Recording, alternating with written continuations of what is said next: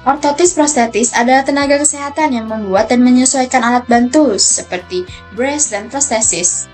Ortotis prostetis sendiri memiliki peran penting dalam sistem pelayanan kesehatan. Sebagai ortotis prostetis dapat membantu membalikan fungsi gerak pasien, mulai memilih dari alat yang sesuai, membuat desain, hingga memastikan alat nyaman untuk dipakai. Selain itu, ortotis prostetis sendiri bekerja untuk mencegah kondisi memburuk seperti skoliosis, foot drop, atau amputasi. Dalam sistem pelayanan kesehatan, ortotis prostetis sendiri bekerja sama dengan dokter, fisioterapis, perawat, dan terapis okupasi.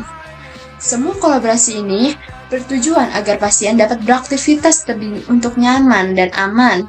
Dengan alat yang tepat dan sesuai, pasien dapat bergerak lebih stabil untuk melakukan aktivitas sehari-harinya dan lebih berpercaya diri dan dapat meningkatkan kualitas hidup mereka. Jadi, peran ortotis prostetis sangat penting dalam sistem pelayanan kesehatan karena ortotis prostetis dapat membantu meningkatkan kemampuan gerak pasien, mencegah terjadinya komplikasi, dan mendukung pasien agar dapat beraktivitas lebih nyaman dan aman. Ruang lingkup pekerjaan ortotis prostetis. Pertama, pasien assessment. Ahli prostetik atau ortotik mengevaluasi kondisi fisik, mobilitas, dan riwayat medis pasien untuk menentukan kebutuhan spesifik mereka. Kedua, desain dan fabrication. Mereka mendesain dan membuat anggota tubuh palsu atau penyangga ortopedi yang disesuaikan dengan kebutuhan unik setiap individu. Ketiga, yaitu fitting dan adjustment. Ahli prostetik atau ortotik bekerja sama erat dengan pasien untuk memastikan kesesuaian dan fungsi prostetik dan ortotik yang tepat. Hal ini mungkin memerlukan beberapa kali pemasangan dan penyesuaian. Yang keempat yaitu ada collaboration. Mereka berkolaborasi dengan dokter, terapis fisik, dan profesional perawatan kesehatan lainnya untuk mengembangkan rencana perawatan yang komprehensif dan memantau kemajuan pasien. Education pasien mengedukasi pasien tentang bagaimana caranya penggunaan dan pemeliharaan prosthetic limbs mereka. Selanjutnya yang keenam adalah kemajuan teknologi. Tetap diperbarui dengan kemajuan terbaru dalam teknologi prostetik dan ortotik sangat penting untuk memberikan perawatan terbaik kepada pasien. Selanjutnya yang ketujuh adalah penelitian dan pengembangan. Beberapa prostetik atau ortotis terlibat dalam penelitian dan pengembangan untuk meningkatkan perangkat yang ada dan mengembangkan solusi yang inovatif. Yang terakhir yaitu advokasi. Mereka mungkin mengadvokasi kebutuhan pasien mereka, membantu mereka menavigasi cakupan asuransi dan akses perawatan dan layanan yang diperlukan. Tentang keterlibatan ortotik prostetik dalam tim rehabilitas. Tahukah Anda bagaimana seseorang yang kehilangan anggota tubuh dapat kembali berfungsi dan aktif? Kuncinya adalah rehabilitas, dan di dalamnya ada peran krusial dalam spesialis ortotik prostetik, itu atau disingkat OP. Video ini mengandung bagaimana ortotik prostetik menjadi pilar utama tim rehabilitas, membantu pasien mendapatkan kembali kemandirian mereka. Spesialis ortotik prostetik adalah ahli dalam merancang, membuat, dan memasang alat bantu. Mereka menangani dua hal utama, yaitu ortotik, atau alat bantu eksternal yang menopang, menstabilkan, dan mengoreksi bagian tubuh yang lemah atau cedera, seperti bebat kaki atau korset tulang belakang. Kedua, prostetik, anggota tubuh buatan yang menggantikan bagian tubuh yang hilang, seperti kaki atau tangan palsu. Tugas mereka adalah memastikan alat ini presisi, nyaman, dan fungsional.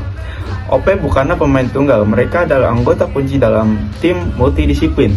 Dokter rehabilitasi medis membuat rencana perawatan dan merujuk pasien ke ortotik prostetik. Fisioterapis melatih pasien bergerak dan berjalan. Mereka berkolaborasi erat dengan ortotik prostetik untuk memastikan alat ortosis atau prostesis mendukung gerakan dan kekuatan yang dilatih. Yang ketiga, terapis okupasi melatih pasien menggunakan alat bantu untuk aktivitas sehari-hari seperti makan atau berpakaian. Kolaborasi ini sangat penting. Alat yang dibuat OP harus sesuai dengan target fungsional yang ditetapkan oleh tim terapi. Keterlibatan OP melewati langkah-langkah detail. 1. Penilaian menilai kondisi fisik, kebutuhan, dan target fungsional pasien.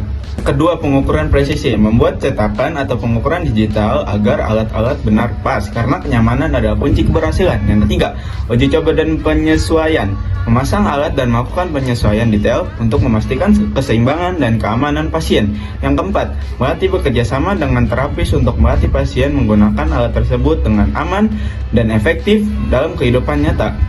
Kesimpulannya, pada akhirnya pekerja spesialis ortotik prostetik adalah memberikan jembatan menuju kehidupan yang lebih baik. Mereka tidak hanya membuat alat, tetapi juga mengembalikan kemandirian, harga diri, dan kesempatan bagi individu untuk kembali berpartisipasi penuh dalam masyarakat. Mereka adalah para profesional yang benar-benar mewujudkan fungsi dalam rehabilitas. Dampak ortotik prostetik terhadap kualitas hidup pasien. Berdasarkan jurnal dari Poltekkes Kemenkes Surakarta jurusan ortotik prostetik yang ditulis oleh Nur Rahmat, Prasetyo Catur Utomo, dan Anik Indahyani, dijelaskan bahwa kasus amputasi pada lower limb mencapai 85-90% dari seluruh amputasi, di mana amputasi transtibial merupakan jenis amputasi yang paling sering dilakukan.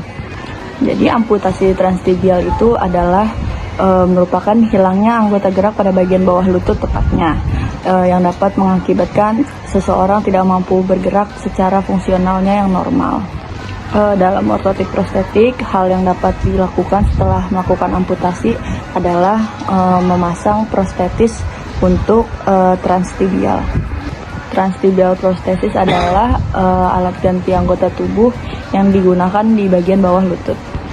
Dan pada data tersebut ada kira-kira 25 pasien post amputasi transtibial dengan transtibial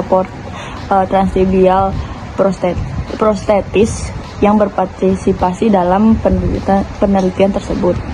Dan dari hasil penelitian tersebut dikatakan bahwa pasien dengan post amputasi transtibial menggunakan transtibial prostesis itu memakai sekitar 68-88% atau sekitar 7 jam per hari. Mereka mengatakan bahwa kenyamanan, kestabilan dari prostesis tersebut tercapai. Prostesis tersebut membantu mobilitas untuk kegiatan sehari-hari, itu sangat berguna gitu.